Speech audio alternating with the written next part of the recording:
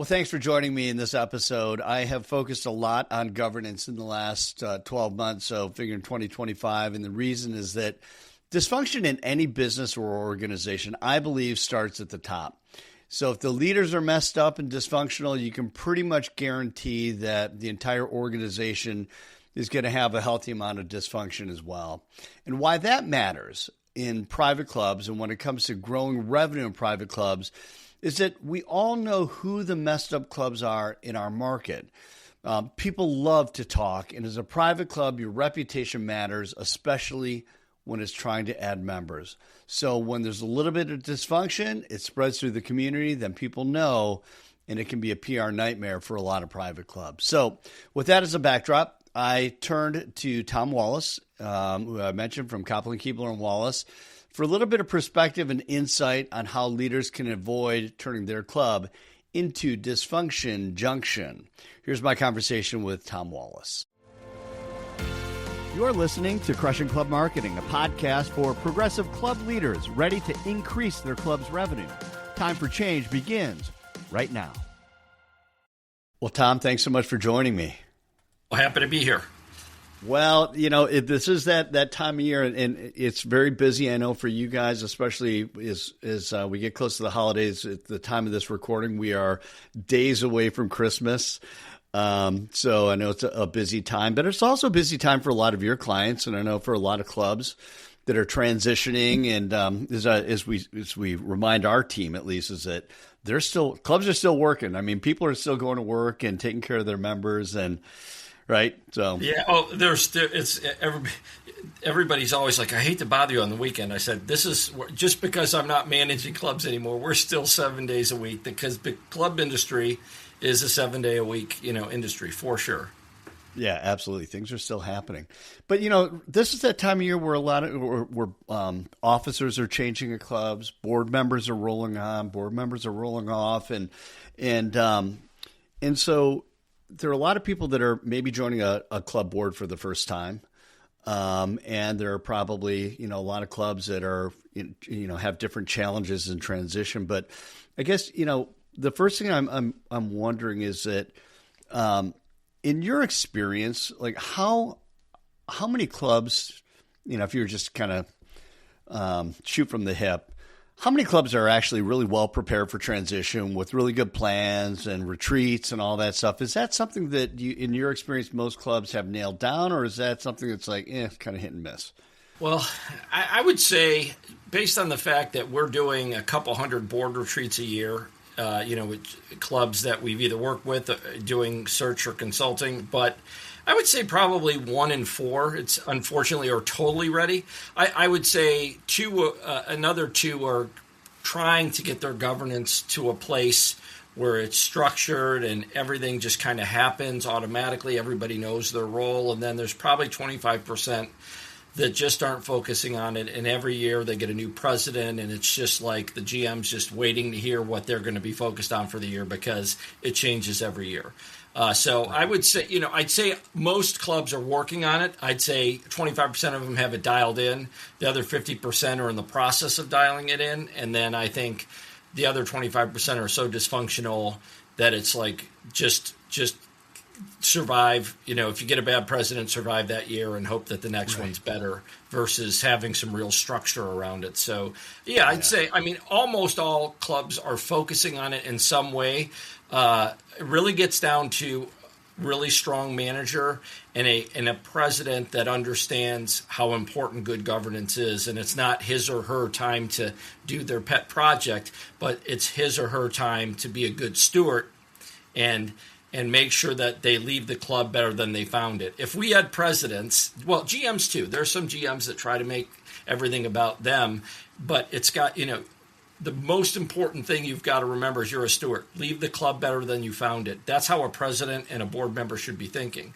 A lot of times they don't think like stewards. A lot of times they think, boy, my group that I hang out with there at the club really want the bunkers redone. So come hell or high water, I'm getting these bunkers redone while I'm president. And that is not stewardship, as you know. Yeah, and so often where it seems to me is you also have these people, they want to leave their mark in some way, right? It's like, this is what I accomplished as president, and it's like it matters in even if it doesn't fit with the vision. I mean, I don't know how often that happens, but it's like you have this impression sometimes like, wow, this president just really wanted to hang his hat on something, his or her hat on something, which I had a great my first. Arnold Palmer, obviously, when I was at Oakmont as the GM, was at the club, and he had met me. I met him through Mark McCormick from IMG Sports when I grew up in Cleveland at the country club. But when I became the manager, he came up and he said, "And do you remember me?" I'm like, "Yeah, Mr. Palmer, I remember you." But one of the things he said was that he taught me, and I remember the story because he basically said, just to keep it short, he basically just said, "Tom, you're going to be a steward here." He said, "This club will be here long before you got here, and it'll be here long after you leave." And I remember thinking, I'm never leaving. And sure enough, I did. After 10 years, I left. But he said, "You're a steward. So remember why Mr. Phones built this place and leave it better than you found it." And I said, "Got it." And he said, "Good." And he walked away and went and played golf. And I remember just sitting there. One, wow. It's just cool to have that conversation. But two, no doubt, that's exactly how I should be thinking about it. This club will be here longer than it was here way before I was around on the earth, and it'll be here long after I'm gone. So really, if you can penetrate your board and your president's mindset with that, you're really going to have people thinking about the long-term stuff versus the short-term. I was in a club a couple days ago where every room was named after a past president, and I said, the first thing I said was, this clubhouse seems a little disjointed. And the gentleman that was touring me around said, "Yeah, we went through about a decade where every president wanted to build a room, and we did. And they put their name on it." And I said, "Wow." I said, that's not stewardship, clearly. There's probably bad governance there. And quite honestly, when there's bad governance, a big part of it is that the rest of the membership don't know where the club's going either. If you have a well-educated club that understands the strategy and the lineage of the club, they're going to go, that doesn't align with who we are or where we want to go.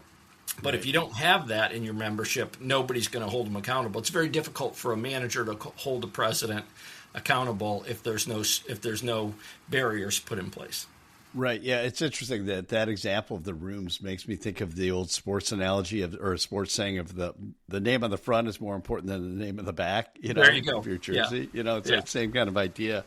But, I can always tell whenever I pull up to a club and the president or the GM has their own parking spot, I'm like, oh boy, right. Yeah, it's not good. Right, yeah. Now I'm okay if you're like the club champion or something. That's kind of fun. But because you're the president or the GM, you probably shouldn't have the first parking spot. Yeah, exactly. Maybe in the what do you call it? The other lot, the satellite lot. Yeah, the secondary. The auxiliary lot. Yeah, exactly.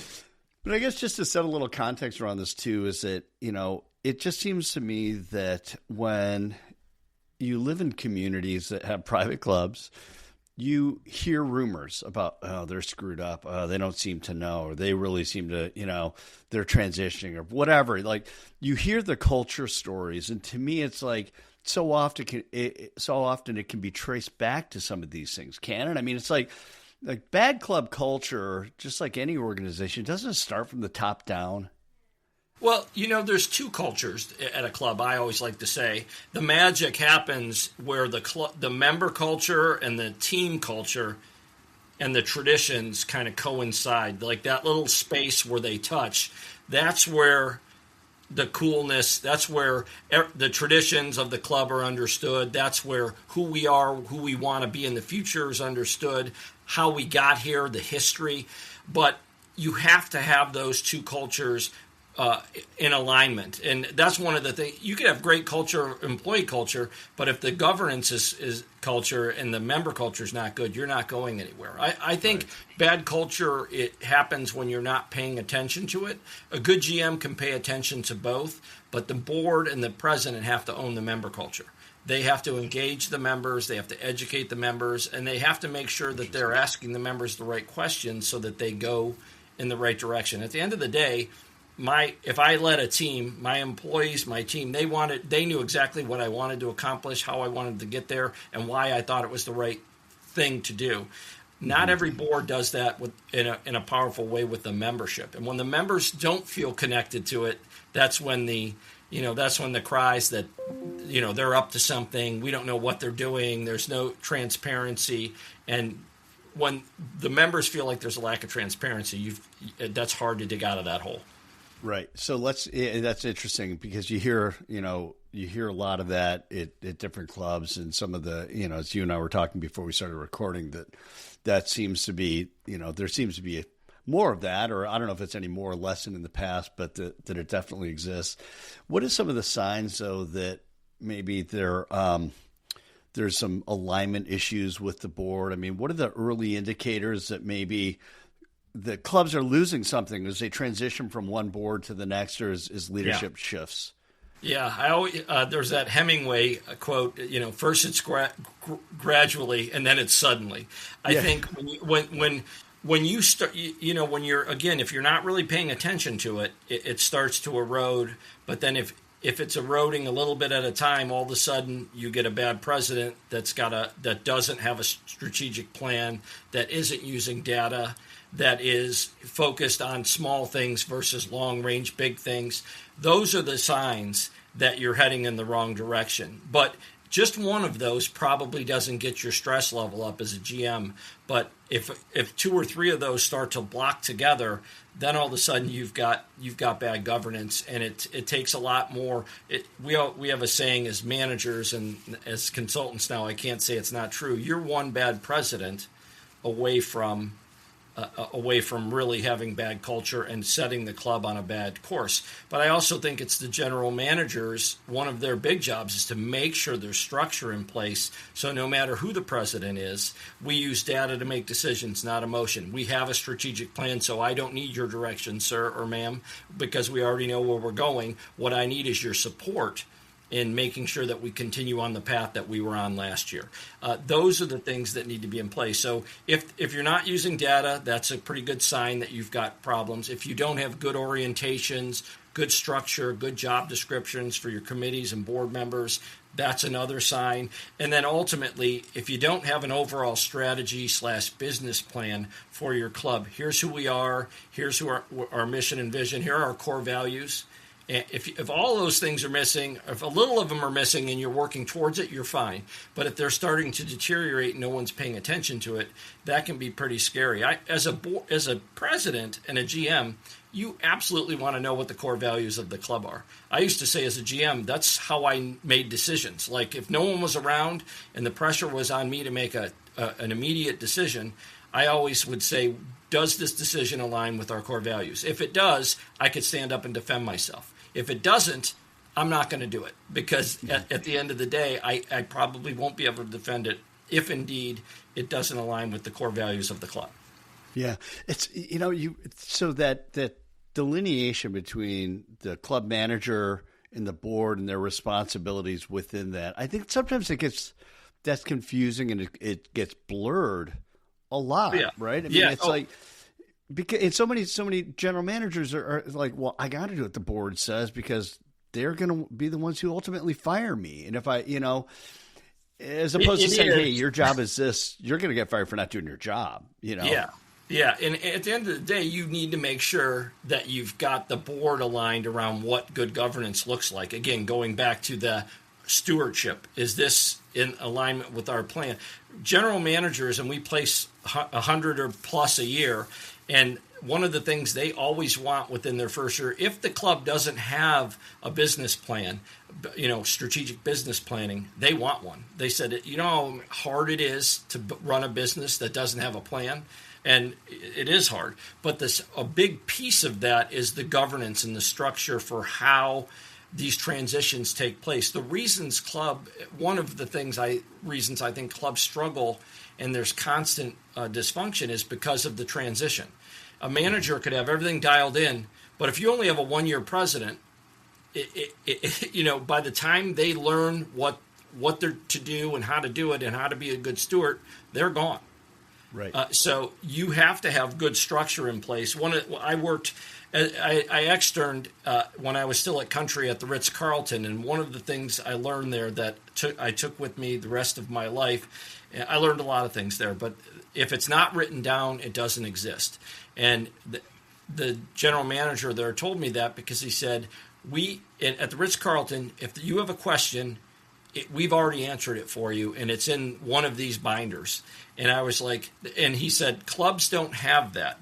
And when you go in the clubs and they don't have a strategic plan, a business plan, they don't have a board policy manual, they don't have a formal orientation for new members, new employees, new committee members, new board members, I can tell right away what the club's going to be like. I could tell what the level of function's like at the governance level. If you don't have the things in place to make sure, now, can you force people to read it? No, but at least you have the structure there and there's some understanding. I will say this, almost every member, there's a small portion of every membership that's just, born miserable and will pass away miserable. But the majority of members at a club, the majority of them love the club, love the employees, and want to do the right thing. But in the absence of structure, all these people are very, very successful. If they don't have structure to keep them in line, then they'll start to do things that they want to do versus do what they're supposed to do. I always think of governance like bumper bowling for your kids. Like it's not going to guarantee you're going to throw strikes every time, but I can't let my board president throw any gutter balls either. So that's my job as a GM, is to make sure there's enough structure that they don't drive us off a cliff. At the same time, you have to give them a little anonymity to move around and do the things that they want to do within the confines of a good governance model. Yeah, got it. Interesting. Scott, there are like 5 questions off of that I want to ask you, but let me just start with, no, there's so many interesting points. So I've had several episodes this year on governance, and just because I think it's such an important part of the health, long-term health of the club to have like just really solid governance. You guys do work with Interlocking in yes. Interlocking Country Club in Edina, and so full disclosure there. However, I talked to Joel Livingood a couple of months ago. He was a guest on one of my episodes, and it ended up becoming very much about mission, vision, values. And I'm just such a believer in mission, vision, values, and just in a commitment to that. And like you said, if you're all alone and you have to make a decision, that should be even your core values. I mean, those 3 things should be able to help you make the right decision. Absolutely. I mean, really, not to rush to the solution, but at the crux of so much board ambiguity and confusion sometimes, is it really a lack of clarity around those 3 things? And, a lot of clubs have values and we've got our mission, but it just isn't as solid as maybe as it could be.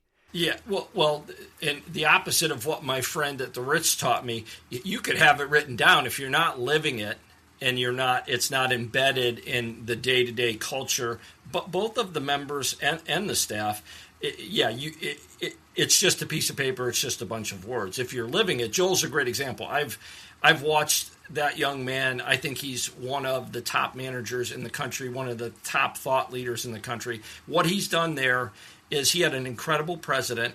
He's incredibly entrepreneurial, and he's a visionary. And what they've done there in a very short period of time, there are some bigger, more larger clubs, but I think the amenities that they've created there, the member experience and the buy-in, the ability to get that club to spend the millions and millions of dollars that they've spent has been because they believed in the governance of the club, they believed in the president and the structure of the board, and they believed in Joel and his team.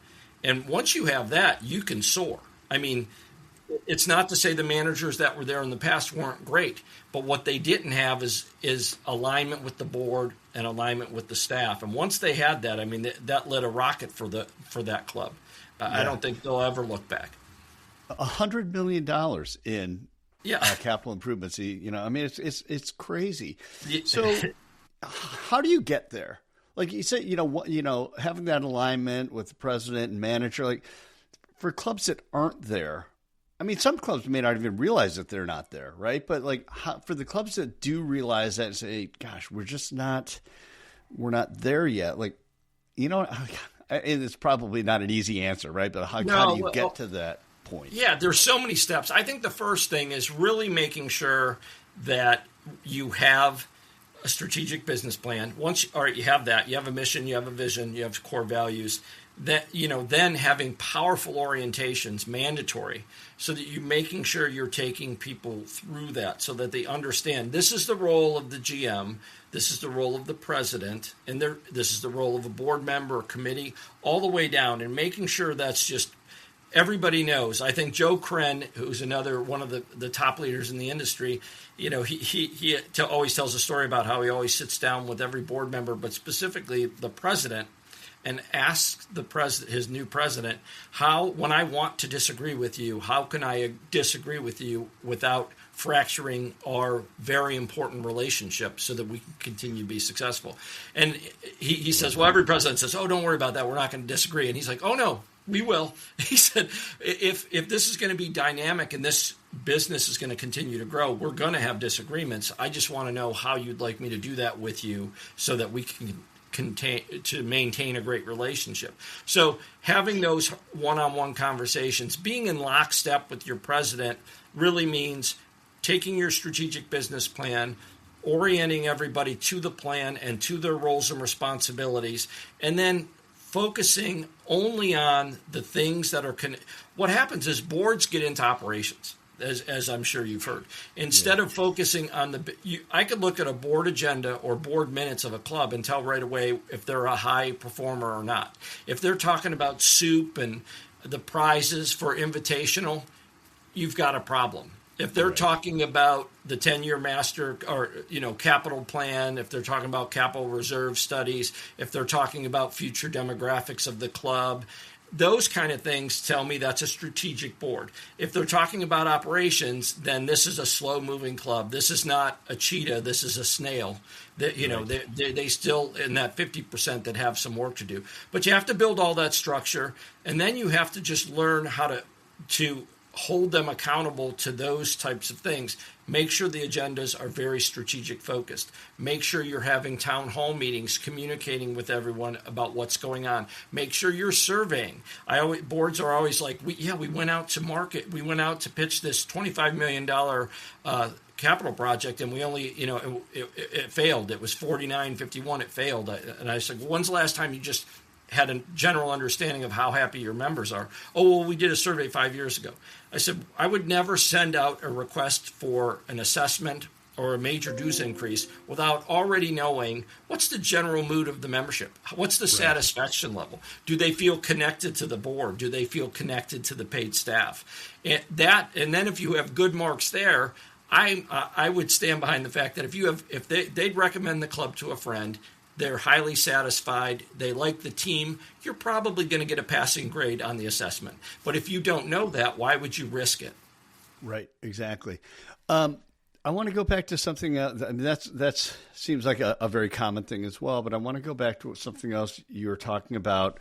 And I'm just wondering, you can get that alignment. Let's just say you've got a new board, new club president that is we're locked in.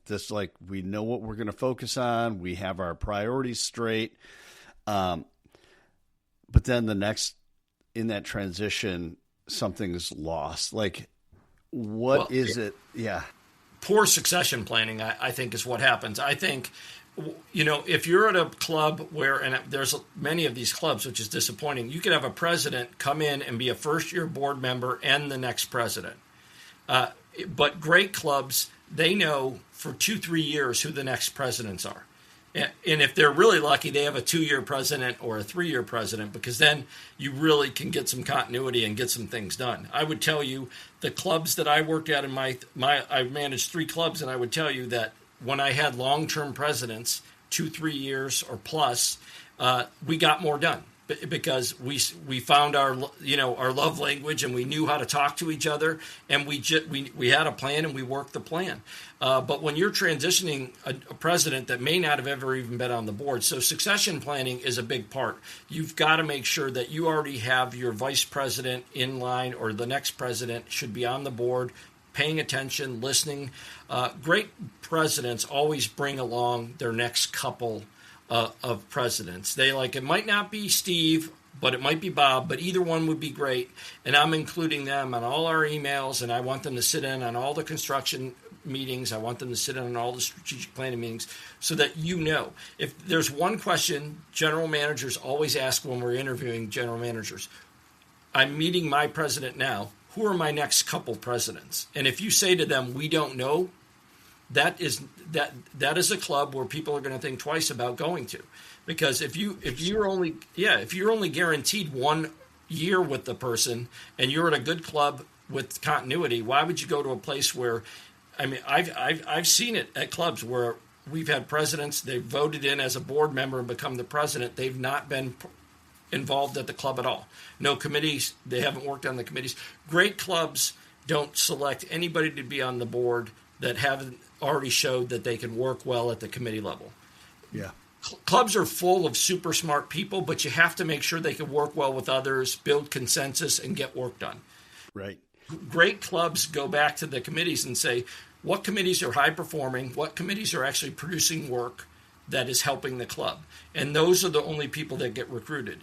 Where the succession plan breaks down is when you can be on the board, even if you haven't already showed that you can work well with others. I would tell you, just because you're the CEO of a Fortune 500 company doesn't mean you'd be a good board president or a good board member. Oftentimes you're not, because you're used to things happening, especially if you don't have a board of your own. If you're a business owner of a $100 million company, you probably don't have many people questioning you. So the first time you get 11 other board members saying, I don't think you're right, they get their dander up, and then the dysfunction starts. Yeah, interesting. So one of the things I'm hearing you say, just in general, 1-year terms for presidents is, Exactly. I mean, you're asking for more challenges, really, with transition. Is that, Absolutely. If you have to have a 1-year president, if that's just you can't get your bylaws changed, then your vice president, your officers, your treasurer, secretary, vice president, that should be your succession plan. Okay, I'm only president for a year, but Bill's after me, then Susan, then Tina. So for the next 4 years, not only do I know who my president is, they've been on the board, they're in the meetings, they know what we're doing, so you don't have to reteach. One of the most frustrating parts, where I think sometimes managers just let the new president take the reins, is it's a lot to retrain a board president that is walking in without any background. But so if you have to have a 1-year presidency, make sure that you have that succession plan in place, that the officers move up into the presidency. But if you can have a 2-year or a 3-year, that's even better. Obviously, if you get a bad president and they're there 3 years versus 1, that's somewhat problematic. That's problematic. Yeah, but if you're impeachment. But if the number one thing is, we do board retreats. Kurt does 5-6 hour board retreats. I do 3-4 hour board retreats. And the one thing I say at the beginning and the end, that I say, if you remember anything today, anything at all as board members, remember that your sole job, the most important thing you need to do, is make sure that anybody that gets on this board in the future are the best that Acme Country Club has to offer. Are people that understand being stewards, like the management staff, like the plan, all those kind of things. And they say, why do you open and close with that? I said, because you can have all the structure, but if you just get bad people on the board, bad things are going to happen. I remember as a young man, I used to have a president that said, well, this guy's a real troublemaker. He doesn't like us. He doesn't like where we're heading. So I'm going to put him on the board. I was like, why would we do that? He's like, oh, this is what we do in the corporate world. We bring them under the tent. I said, don't bring them under my tent. I said, because all they're going to do is slow down our momentum. If you have the majority of the members that are in line with what you want to do and are excited and trust you, you don't need to bring that small percentage that just dislike everything. But that is sometimes a habit. Sometimes presidents and boards get so focused on the vocal minority. It's the squeaky wheel thing, gets the oil. Right. And really training them to do that. But that starts with a really good, robust leadership development plan, making sure that you're very thoughtful about who gets on your committees, and the committees become your training ground for the board, and then you monitor the committees to see who the high performers are, and then they matriculate up to the board. If you can put that in place, that's really all the other stuff is, I think, table stakes in our industry, but really focusing on how people get onto committees and boards will ensure that you have a high functioning, from a governance perspective, club. I love that, and it makes so much sense too. Because I mean, you're seeing your leadership chain and your leadership develop in the club too.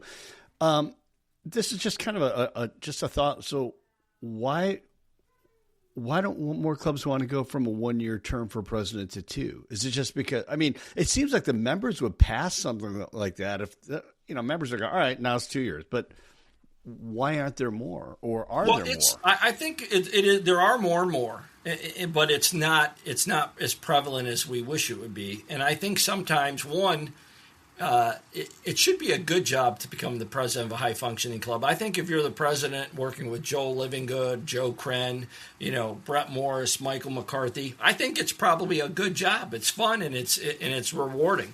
But I also think there's horror stories of, Bob was president for a year, and as soon as he got off the board, he quit the club because it was so brutal, and that still happens too. So I think it's a little of both. It does normally require a bylaws change, which I think sometimes people are like, well, why would they want to change that structure?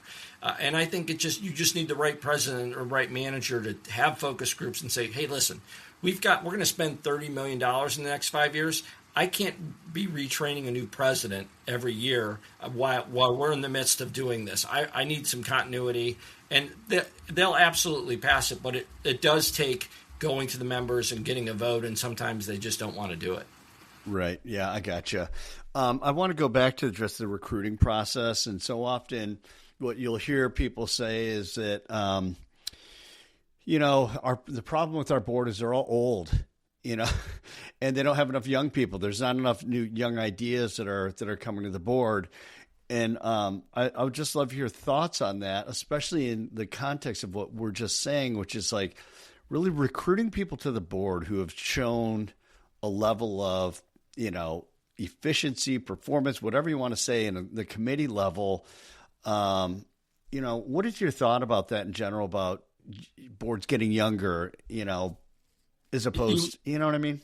Yeah, you absolutely. You have to attack it. You have to be thoughtful about it.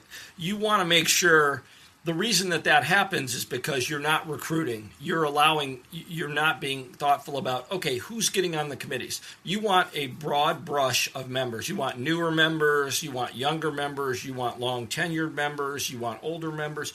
You need a little bit of everything on your committees, because that's how you're going to get good feedback, at the committee level, but you also need to recruit. We always used to say, as a manager, anybody that wants to be on the board, you might want to just double check, what is it why is it? Now, many people want to get on because they love the club and they think they can help. But to test that theory, put them on a committee for a couple years. See if they make the meetings.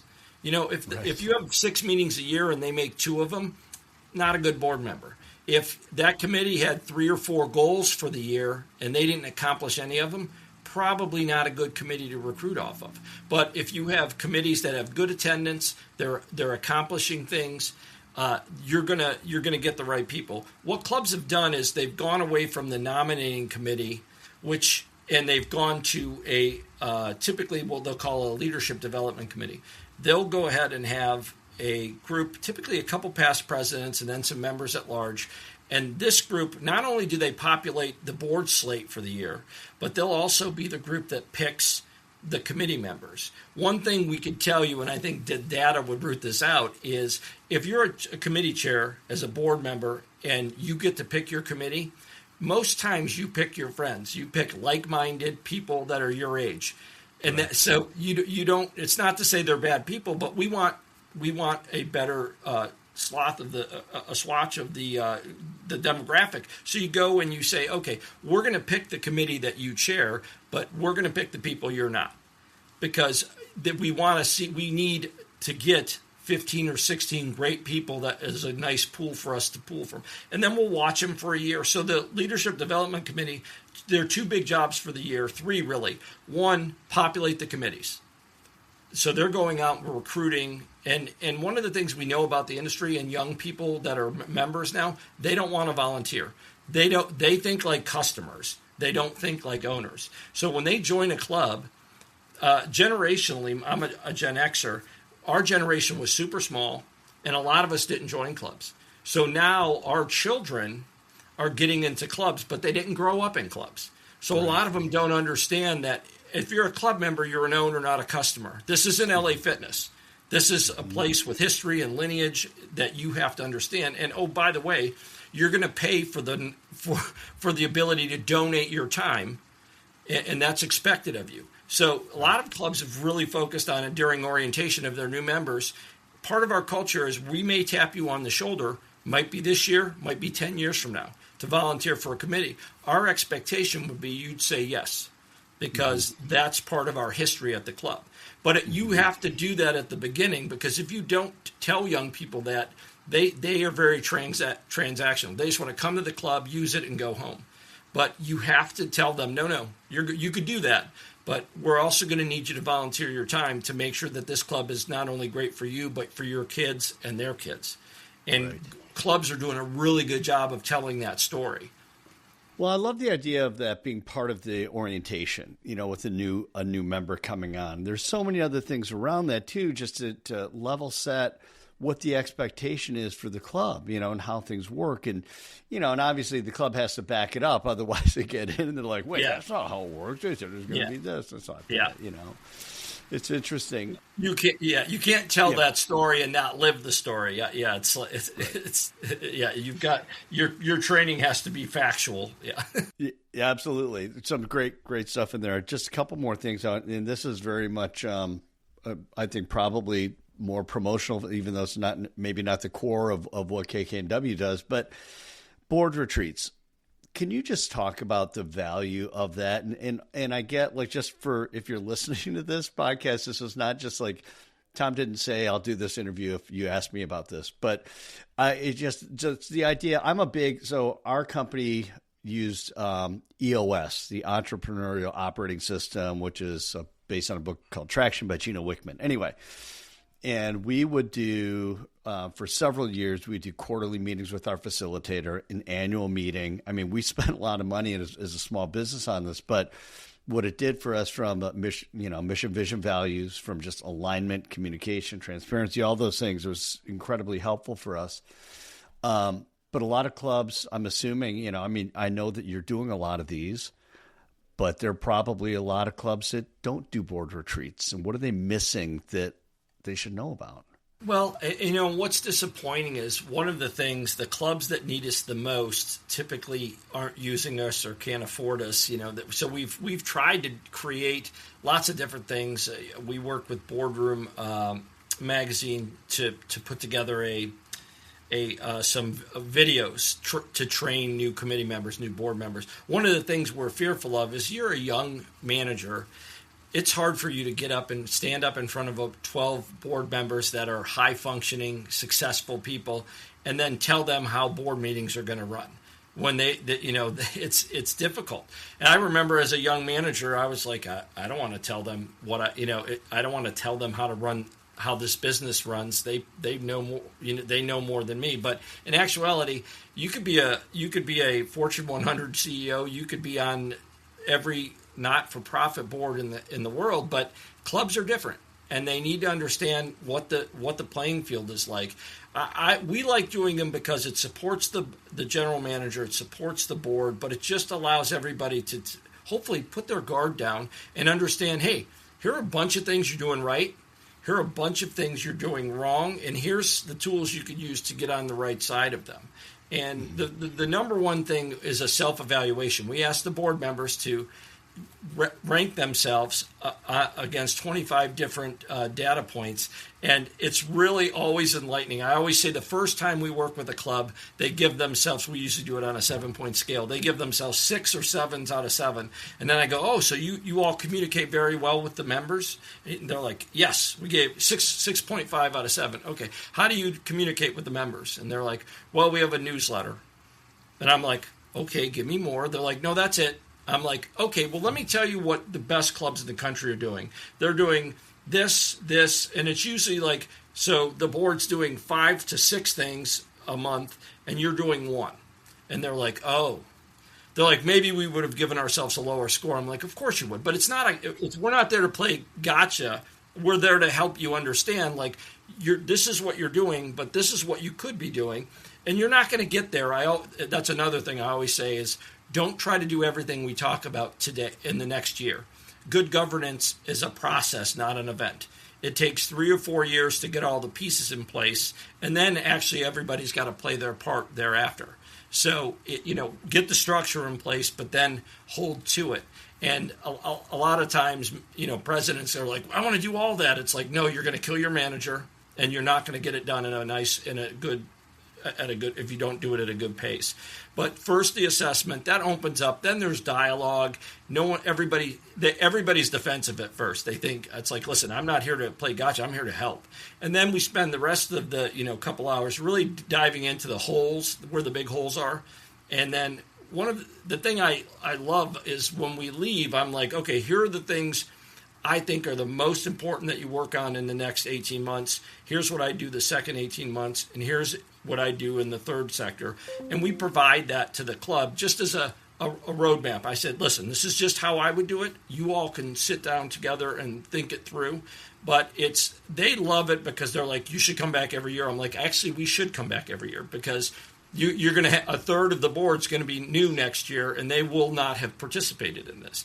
There are many clubs. Kurt's done Medina Country Club, I think, 15 straight years, and they're a high functioning club because they make, even if you're a board member that sat through it last year, they make you sit through it again because there's always something new, and your role. And if you've sat through 4 or 5 of those retreats, and then you become president, it's hard to believe you wouldn't understand what your role is and how you should do things and how to make sure you're a great president. Yeah.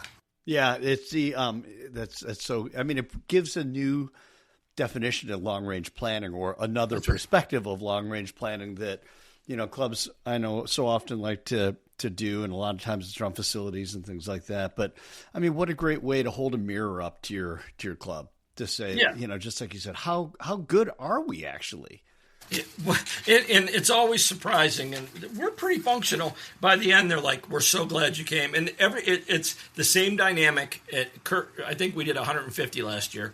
It's the same dynamic. They're very quiet, very standoffish. By the lunch break, they're like telling you who they know from your background. I had a friend at Oakmont. I knew a guy at Mediterra. And then by the time you're leaving, they're like giving you their cards. Like, we may need this at our own business, and it's like, well, it's like. So I think most members, as I've said, they love their club, they're thoughtful, they're well-meaning, but if you don't have the right structure in place, a strong manager, and good culture around your governance, then it's really hard to make it all work and keep everybody rolling in the right direction. Yeah. Well, Tom, I really appreciate your time and your insight and a lot of good nuggets to take away from our conversation today. So thank you so much. You bet. All right. Well, we'll see you. I think we'll probably see you at CMAA.